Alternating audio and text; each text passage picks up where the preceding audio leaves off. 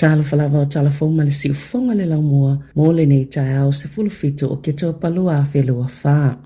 O whaamania leo le fōwhanga I whaamutai ngā luenga se lau fitu se fulutolu ina ia whaasawa ina le silia ma le 5 miliona tā la mo le isi whātau sanga o lo manai. O le masina o kusona whaatala noa I lau whai ngā luenga I se fōwhanga e whaamutai ngā luenga se lau fitu se fulu ma sa whaamania leo whainga se lau fitu tolu I le vai aso taluai. Na whaalia le suipu le sili Andrea Conlan o le whai unga lea na whaia o le whaamutanga o awanoa whai ngā luenga a ele uilua peto o fia lau whai ngā luenga o le awa se ia o atu le whaiunga o Novema pe a amatalia le whaatulanga ngā fōua tā penaina o awanoa I o le a whaamuta o le a whaafetau ieto mai o lau whai ngā luenga I o le a awhia I a lātou ngā luenga ma to e tōwhianga I ne awanoa whai ngā luenga fō pe o nā awhia I tono whaatala noanga e 5 miliona tā lai whaasawa ina ia leo I le whātau sanga o lumanai e lua se lau 5 tolu leo whainga o awanoa po ngā luenga o le a whaamutaina e awhia le se lau tolu 5 o lo o awanoa I le taimi nei o le amata nisi ngā luenga fōu se valu se fulu o na tula e mai leo lau whainga o ngā luenga o le a whaamalo lo pe vaea I le se lau fitu se fulu tolu. I whaamomonga leo fisa le ACC po o taui mo whaalavilave whaafosei wa whailo ai le fitu te sima le 2 miliona tala o vato I tupe whaalu na ilo tupe maua whaatusa le tupe whaasili li tau sanga taluai e iwa se lau se fulu tasi miliona tala sa mafua na te lele e tupe whaalu o na valu te sima le fitu biliona tala na whaapopoina I tupe fuafuaina o tau le a whaaluina I le lumanai mo talo sanga I taui o manuanga I whaamomonga a le ACC sa toi whaamani no le whaala potopotonga ele o awhaina le malusi ango le ACC e whaatupeina I le tau au nanga o lo ofoina atu mo le atunu peitai ua maualunga atu si itanga o tau na ilo le tūlanga sa fuafuaina e langolango I tangata o lo talo sangatu mai ono pasi atu ia tau maualulunga I au ngā tupulanga whae mai na ova atu tupe whaalu I tau au nanga I se tupe au whae e se lau fitu 1 miliona tā la ona ole maualulunga o tau e whaatupeina I tau I vai aso ele I le vātu nei sa whaata mai ele si iti o la fonga po o levis e whaatupea I tau mo tonga fitinga mai manuanga I le lumanai.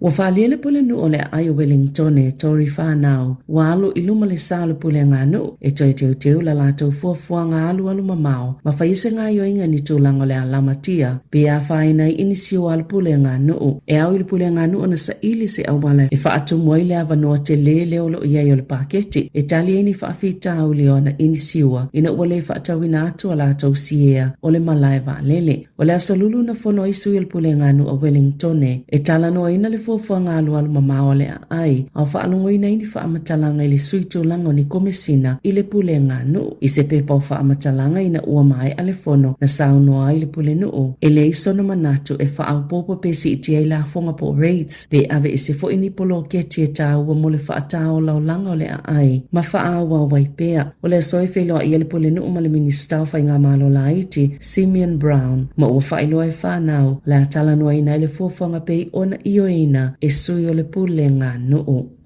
Wa aloa ia le whae engo le suafata waloa o le Dame I le tonga ita isa avea mapale mia o New Zealand, Jacinda Ardern I se sauninga I Beretania. Sa tofia mawhilifili le whailonga ta waloa le Dame Grand Companion of the New Zealand Order of Merit. I whaeaianga mo le aso soifua le tupulu a whelua tolu. Ona o lana tautua I le malo. Sa whaate ia le atunu ilana wha mawaenga mai le tofinga pale mia. Inai masina momo atu. A ole I whae eina I ai lea suafa. O le vai aso waina whaasilsila ai le whae e aloa I ato le whae aianga mo Ardern e pele ni seviliamo I lone tona sa ye Dame Jacinda I Beretania mo se whonutanga o le Earthshot Prize le olo oveai o yamasitasi o sui o le whaalapotopotonga. O mutua mawhatia lava pisi ni si tali malo ele maululunga o si itanga o tau e tutongi e whale ainga ia iaia lātou laulau I whafue tau sa sami I tangata e tu saima se whaamatalanga ala lātou asosi sa lipotia le checkpoint a le liti o New Zealand le asolua o le whaamatalanga se whai pisi ni si Queenstown o si itia mai ilunga la ititia tolu a whetala lana la fonga e tutongi le tau sanga I le silia ma le 5 a whetala mo le whaonganga o whafo o lana whale ainga e tau sa sami e tangata tangata e tolu se fulu pasene le rent po le tau mo tono fale ainga pei ona ye tau fo o le pule nganu u whaitu malo a Queensland na whaalia le pule nganu u e le se fuafanga e to ilo ai tau pei ta e sa tala atu le vanu e whaini tala noanga mapisi nisi tali malo mai le ito isuia lava tau talu mai le tau sanga luafe ma le ono.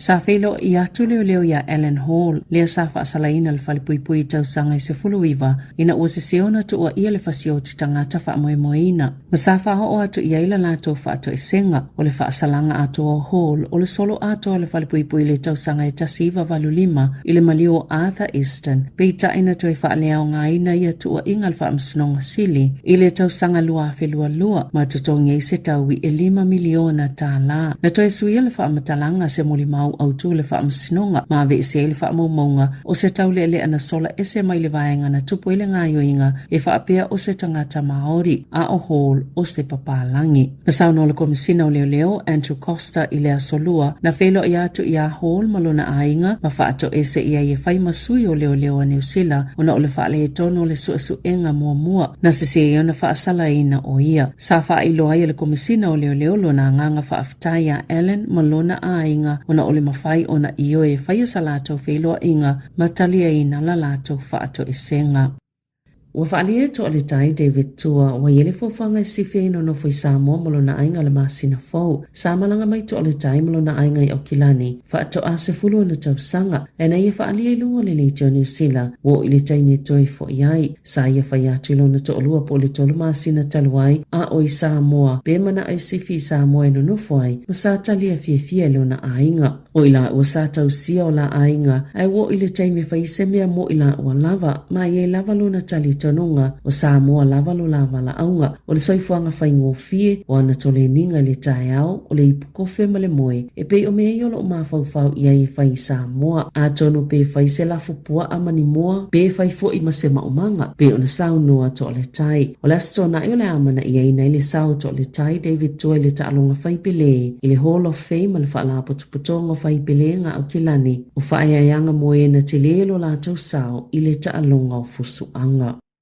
I ta'alonga, I le asonga fua le asofito o ke topa sa whaatau nuu ina I le ta'alonga ta Apollo a le Shandon Junior Open lua whelua wha. Ma sa whaia lava I le malaya le Shandon Golf Course sa awa yei teisa mania vaka to aiva whaafia ma tianiva whaafia ma I le haonga ta Apollo Sāmoa Wellington. I le mai ai o le taamile sanga mo le 18 holes. Sa whaapeo na mautolanga I le tamaita ia tianiva whaafia I le tolanga lua I le Stapleford to e manumalo fo I tianiva I le nearest to the pin. Po le tala I le fua, ai tūlanga tutusai teisa ma Sam, le tamata aloma le Paul Court Farm, I le tūlanga mua I le Crows, o manu malo tutusai nei teisa mania vaka ma Sam Lang, I le trophy a le Shandon Junior Open luafe lua wha. Sa toi ta alo fo I teisa to aiva ma Geneva, I le Mana Park Junior Open luafe lua wha, sa wha ataunu ina le le aso wharaile se fulutasia o ki topa. I le mai ai o le ta alonga, na manu malo pe tūlanga mumoi to aiva whaafia, I le Cross Division, tūlanga lua teisa mania vaka, I le Cross Division, ai tūlanga mua Geneva whaafia, I le Stapleford Division, I le aso sāsful tolo o ke topa. Sa wha ataunu uina I le ta alonga o le Wellington Match Play 2024 Championship, sa whaia le malaya le Wainui o Mata Golf Course, na tau vai fo I teisa mato aiva, mai lea onga ta Apollo Sāmoa Wellington, I le mai ai o lea tau vanga, manu malo teisa na panga le semi-final, to e manu malo I le suenga fusi, wa vene teisa mania vaka ma siampini, o lea ta amilusanga le Wellington Match Play 2024, I le vaenga o ta maita ai po le Women's Division, o saunia tunei teisa mato aiva, e ta alo I le aufili a le tupao ta maita ai le Wellington Women's Team, I le whai ungal vai sonei, I le te ngutu golf course I Taranaki, o le tauvanga I le vau Wellington, Taranaki, Hawke's Bay, ma Manawatu, Wanganui.